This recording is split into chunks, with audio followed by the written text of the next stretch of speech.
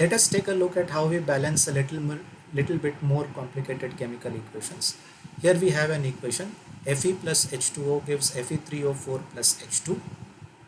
Now, while balancing such equations, it is better to start from the compound which has the maximum number of atoms. Now, see, Fe has 1 atom, H2O has 3 atoms, Fe3O4 3 plus 4 7 atoms, and this has 2 atoms. So we'll start from here.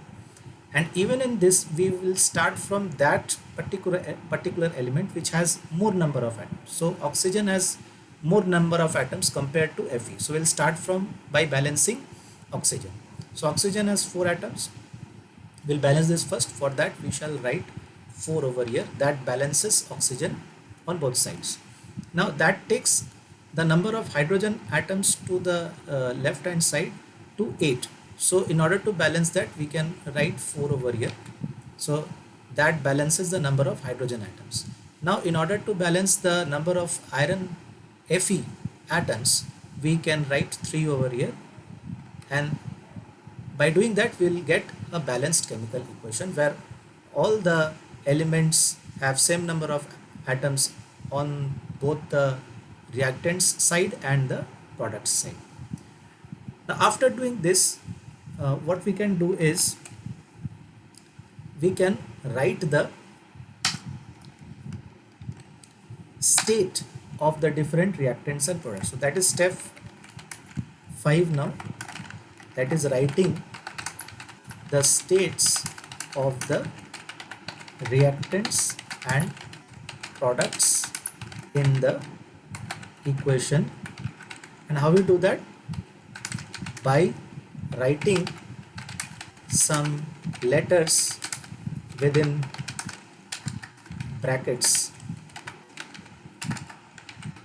like S for solid, L for liquid, G for gas, and AQ for aqueous solution, that is solution dissolved in water. We'll take this example and see how we write the states of these reactants and products. Now iron, here its state is solid.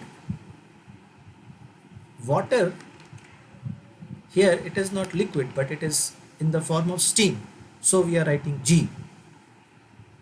And Fe3O4, again that is solid.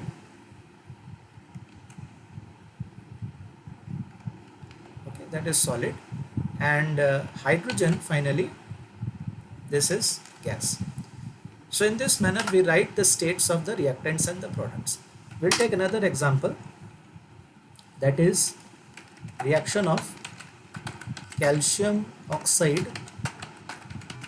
in water to give calcium hydroxide. So we'll write down the equation first. Calcium oxide is CaO, reacts with H2O,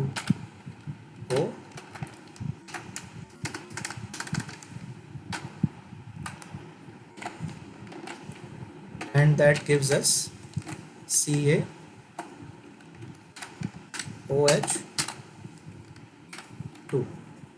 So this is already balanced because calcium has 1 atoms on both sides, oxygen has 2 atoms over here and 2 atoms over here, and hydrogen also has 2 atoms on both sides.